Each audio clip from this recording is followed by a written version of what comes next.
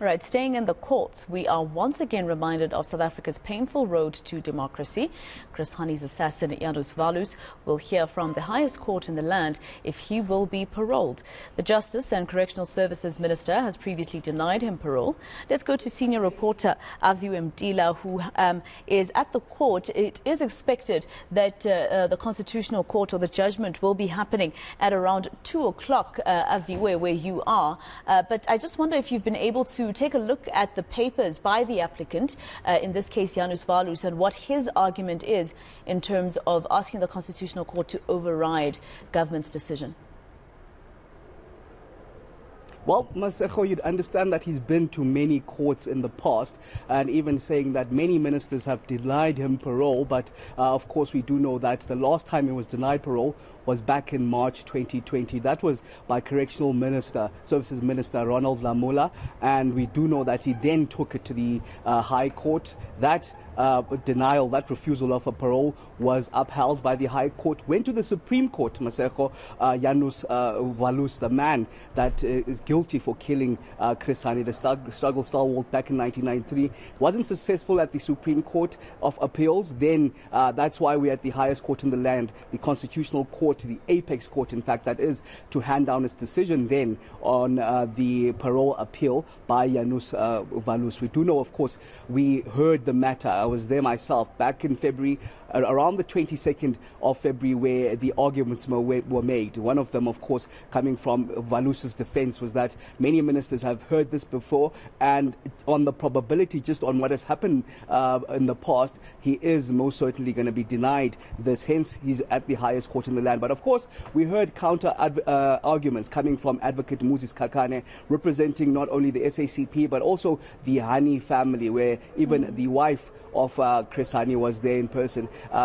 We heard Advocate Kakane saying that Janusz Walus is not entitled to parole per se, but is only entitled to be considered for parole, but went on to say that the murder of Chris Hani himself was in fact the murder of democracy, painting out how that could have destabilized the country back then. Remember 1993, and how tense the situation was leading to democratic South Africa. That murder could have sent the country into the brink of, the breakdown of democracy, saying that if the political heads and the political minds at that time did not take a firm decision in just calming those tempers that were flaring at the time, we could have seen a different South Africa. But it was the words of the widow of Chris Hani, Dimpo Hani, that really stood out. We heard that Dimpo Hani saying that she will never forgive Janusz Walus. In fact, his murder, the actions of killing Chris Hani, did not only bear an impact on the family itself or Chris Hani himself, but it was a wider murder,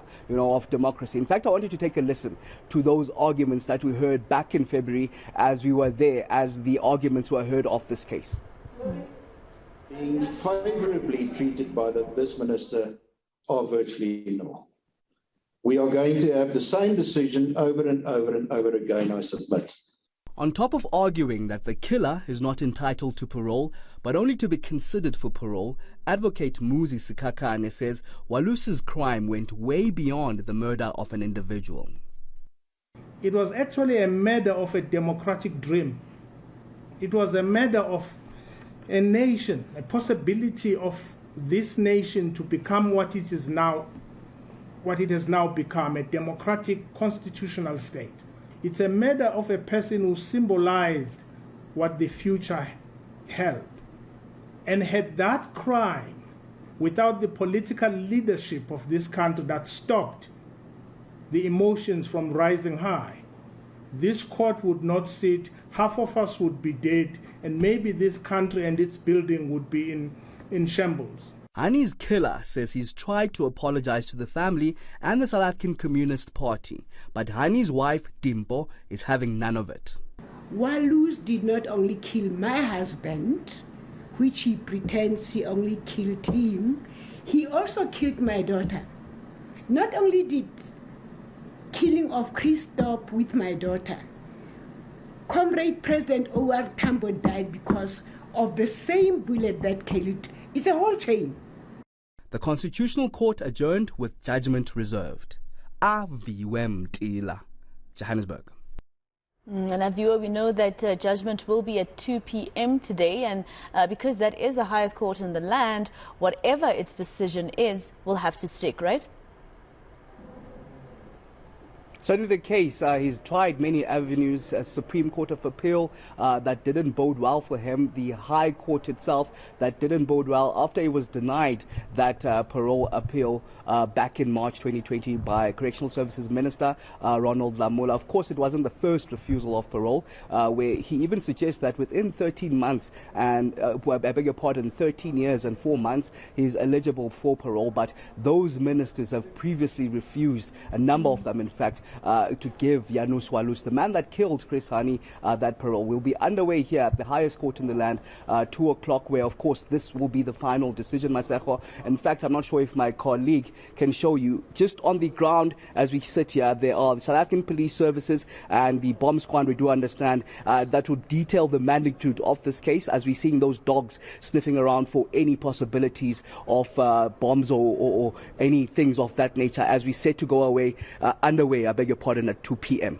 And just lastly, Aviwe, I know I've kept you there for long. The fact that you were telling us that Advocate Zikakane represents not only the Hani family, he also represents the Department of Correctional Services. This then shows how government is on the side of the Hani family in this situation.